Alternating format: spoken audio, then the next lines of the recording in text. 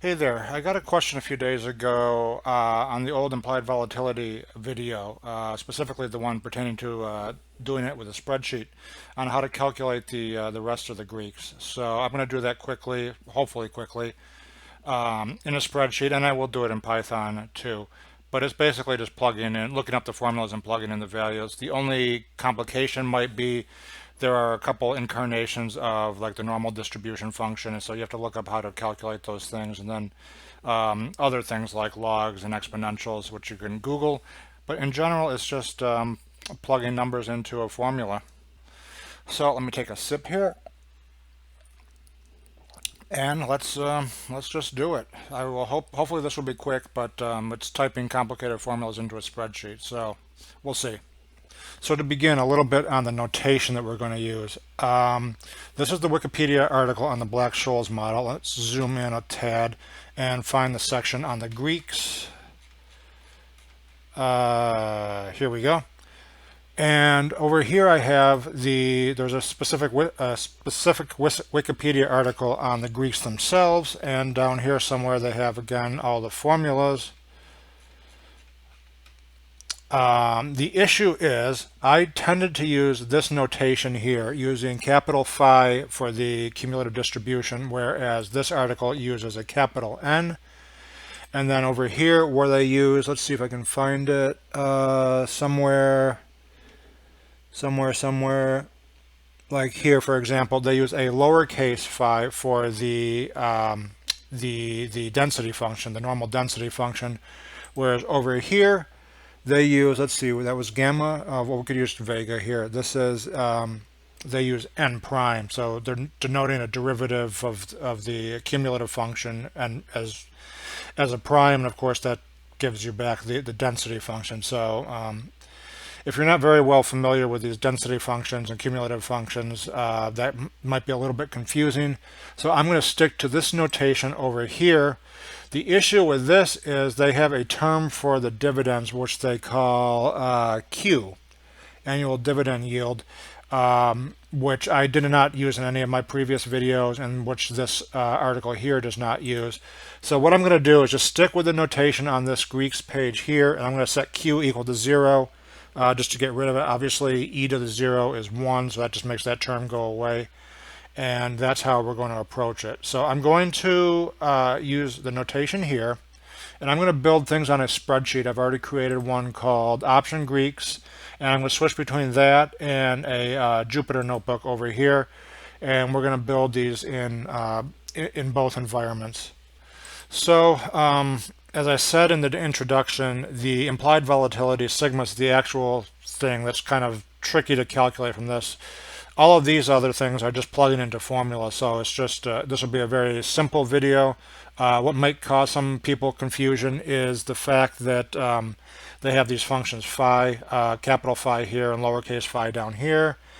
And depending on how familiar you are with math, different software packages call the natural log here in different ways. I believe the Excel spreadsheet, I'm going to use Google Sheets here, but it uses ln for the natural log, and NumPy uses log, just log, to denote the natural log, and log base 10 is log 10, whereas in the spreadsheet it's log. So that could be a bit confusing, but that's just a bit of nomenclature, and a bit of Googling will clear that up. Or you could just test it, for example, here equals log, I don't know, let's do log 10. Let's make this a little bit bigger. So obviously log base 10 of 10 is 1. So that makes sense. And ln of 1 or of 10. Let's do that right. Equals ln of 10. Gives you back the natural log. So if we were to go over here, pull in NumPy, come down here and say, for example, np.log 10. This gives you back 2 point something here, which is obviously, where is it here? Which is obviously the natural log here. So if we wanted log base 10, we would just have to go back here and specify log 10. And that's obviously equal to 1. So that's a bit of an annoyance, but it's just a it's just a bit of coding convention, different conventions in different software packages. So let's get started in earnest. Okay, so in the spreadsheet, I've already filled out some basics here. We're going to need the stock price, variable S, strike price is K, risk-free rate is R, T is going to be time until expiration, and the applied volatility, which is sigma in those equations. We are also going to need to calculate D1 and D2, and I'm only going to do three of the Greeks: delta, gamma, and theta, rather than just, I mean, they're just formulas, so just take this and then extend it to those other formulas. But I will do that for both calls and puts, and of course I'll also do that. We'll also set this up in a notebook. And just to build some test code here, or test values here, let's create a stock price of 100. Let's do a strike price of 105. Let's set the risk-free rate equal to 1% annual. The time until expiration. Now this number has to be in years, so let's just do 30 days, and in years that's 30 divided by 365. And then the implied volatility, let's just make up a number. Let's just call it 31%. Okay, and now we're ready to start calculating these D values and then move on to the Greeks. Okay, so I cleaned up, I put some divider lines in here and cleaned this up a little bit, kind of formatted these numbers here. Over on this tab here, I've imported some of the functions we've used in previous Python type of tutorials. So we have the D functions here. I also brought in the functions for the call and put price. I don't think we're going to use them, but I brought them in just in case. And I've already written a function for delta. If you could follow the spreadsheet part that we're going to do now, this should be pretty straightforward. And I also imported the same numbers that we have in the spreadsheet for the stock price, risk-free rate, and all that.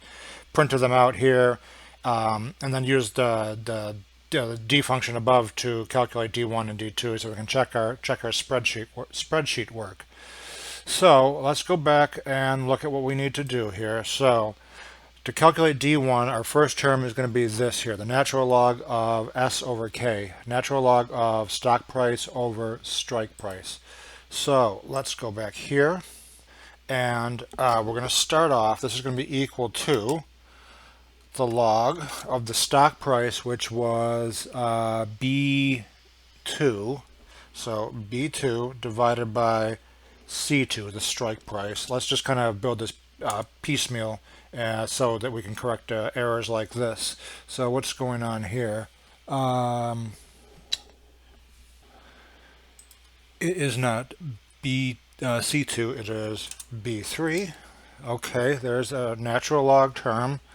So what's the next term here in this D thing?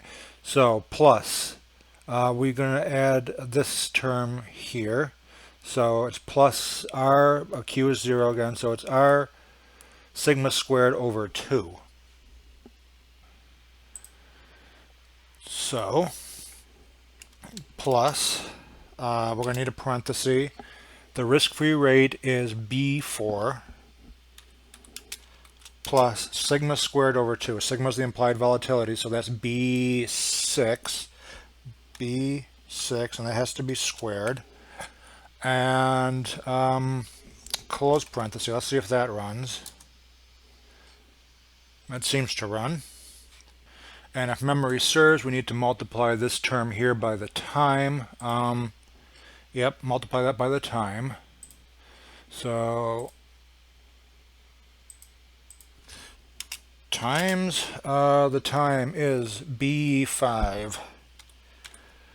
Does that run? Okay. And now we need to wrap that whole thing in parentheses and then divide it by, what is this, sigma square root of t. So let's come back here.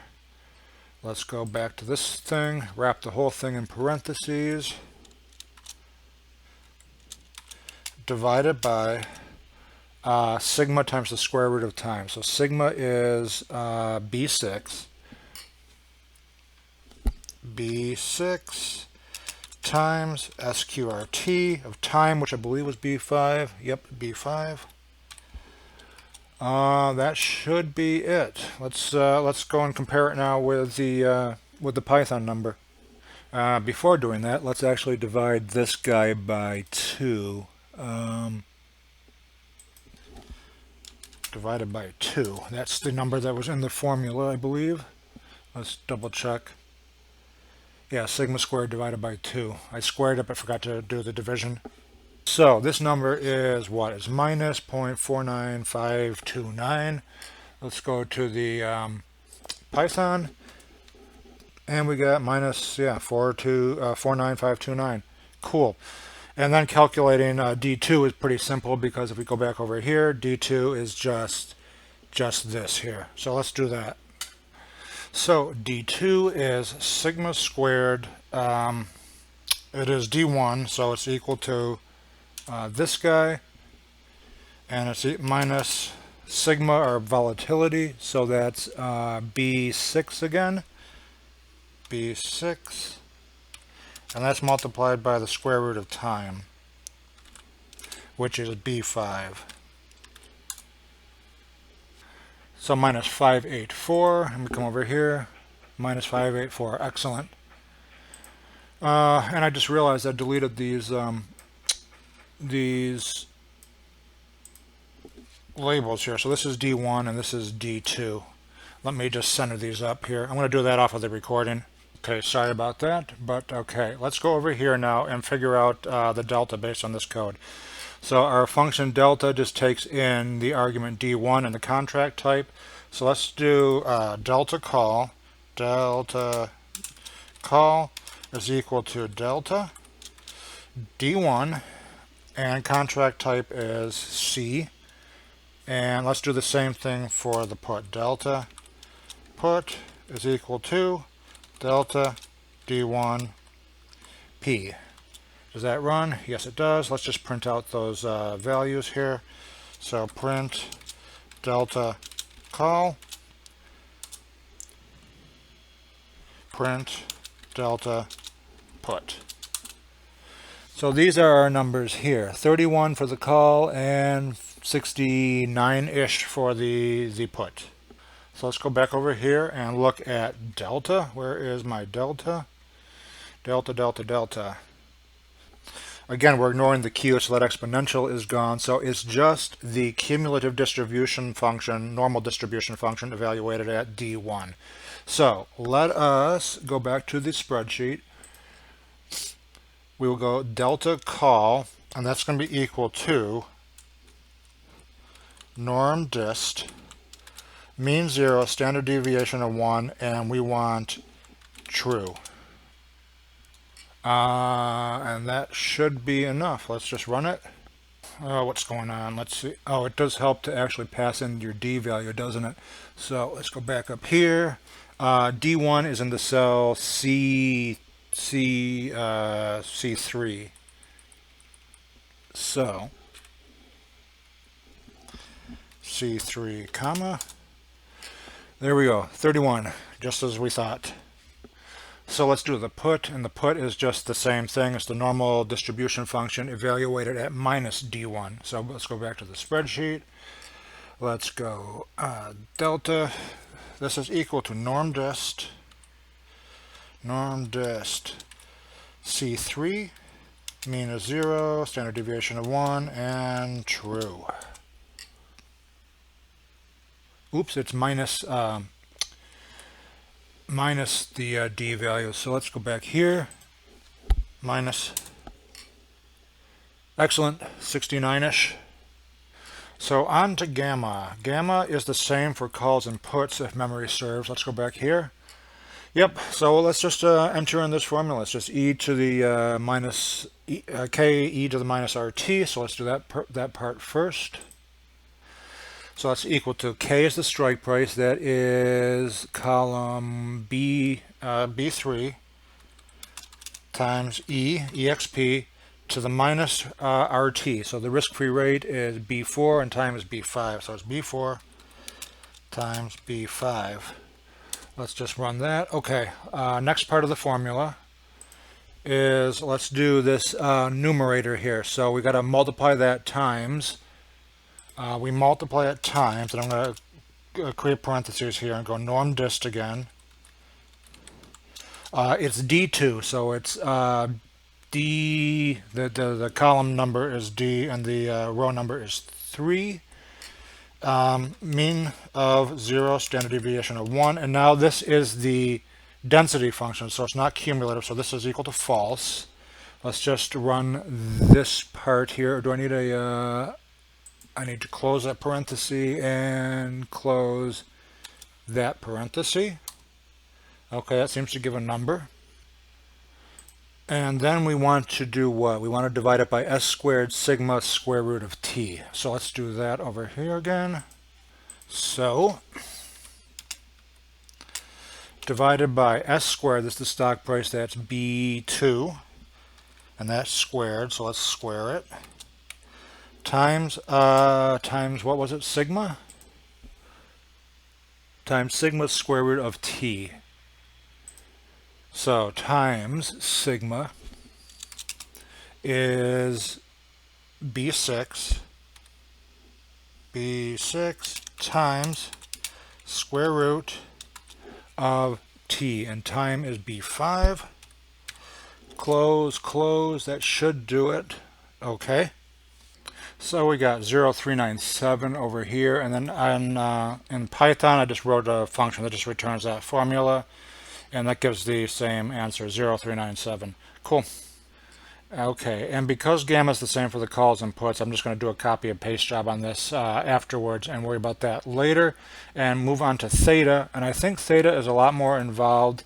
Well, it's somewhat more involved, and it's different for calls and puts. So what I'm going to do is just do the call side on the recording, and then afterwards I would put the put side in, just because it's you know, we're just doing this, repeating the same thing over and over again. The only oddity here is this has a mixture. Look at this. This has a lowercase phi, so this is the normal density function, and the capital phi, which is the normal cumulative function. So we just have to be cognizant of that. So let's just finish this up now. So this q term is going to vanish, so we're just left with a minus sign in front. So it's minus s times sigma times this distribution function. So let's go back to the spreadsheet and do that. Where is my theta? This is going to be equal to, and I'm going to put it in parentheses, I guess, and go minus the stock price, which is B2, times the implied volatility, which is B6. Let me just make sure that is good. Okay, and now we need to do the where is it, theta. We need to do the density function of D1. So back to here, back to theta, times norm dist. D1 is cell C3. And again, mean 0, standard deviation of 1, and this is the density function, so this is false. Let's just make sure that runs. Seems to be okay. And now this is divided by what? This is divided by 2 times the square root of time. So back to here.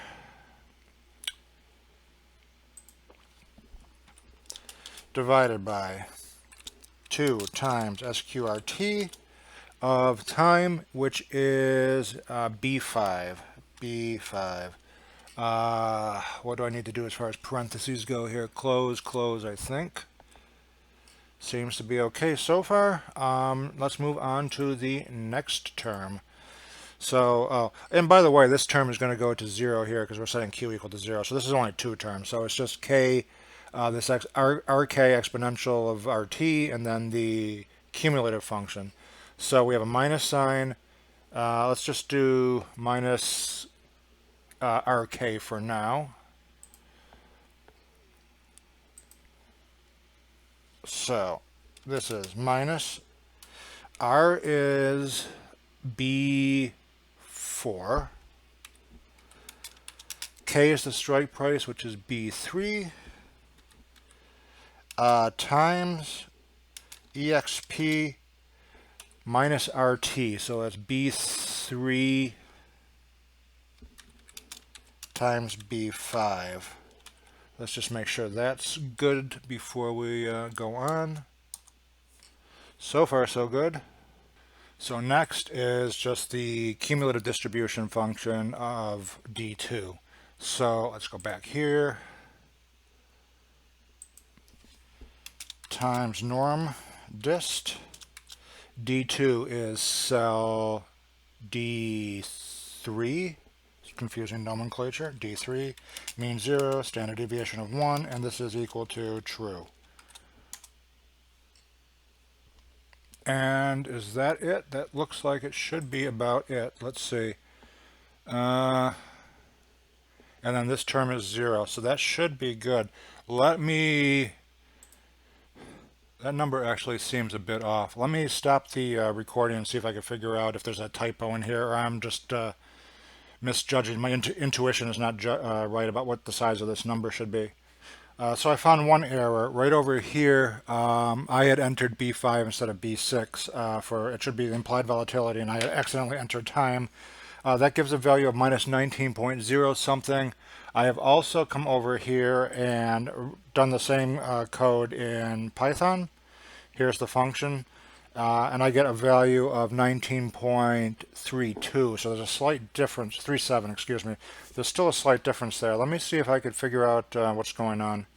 Found it. This should be B4 should be the risk-free rate, which is, I believe, B3.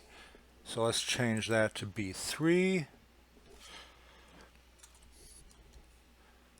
19.3726, and we get 19.37238. And I found another typo here. I did not delete the 3 here, so I had B43 instead of B3. So now they agree. Cool. I am not going to do the theta on the put side right now. I'll fill it in off the recording when I upload it to GitHub. Yeah. So the only caveat about the theta is this is often quoted on a platform as total dollar decay per contract, total dollar decay per contract per day. And this, if you notice, is an annualized number. Where is it here? Here. If you work out the units of this is an annualized number per unit of stock price. So what we need to do to get this into a form you will find on your platform is come in here, divide it by 365, and then multiply it times 100 shares per contract. So let's do that down here too, divided by 365 times 100. And that's the numbers you should get on a trading platform. In fact, let's fire up Tastyworks and compare it to some real actual stock. So I've opened up Tastyworks, and since I always use Apple, let's do Tesla instead. And let's choose the regular June options with 42 days left to go. Is that 42? Yeah, 42. And we'll do the call. We'll go out to like the 1 standard deviation mark here, and we will do this call here. So let's enter in these numbers. So we know it's 42 days to expiration. Where's my notebook? Let's go here. 42. The stock price is the closing price was 819.42. So let's go up here. 819.42. The strike price, what did we say was going to do? We're going to do the 1020 strike price. So K is 1020. Risk-free rate, I don't know. We're going to just keep it the same. And the implied volatility, do I have this set up to show implied volatility? I have it on theta and delta. So let's go to implied volatility. Where's implied volatility? Here. So our implied volatility is this number. It's tiny. You can barely read it. 69.66%. So sigma 69.66%. Let's see. 819.42, 1020, 1%. Number of days is 42. This is annualized, of course. Implied volatility.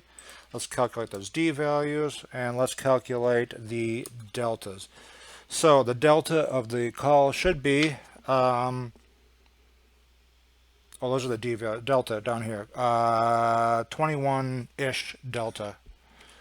Where are we? Do I have delta up here? Yes, I do.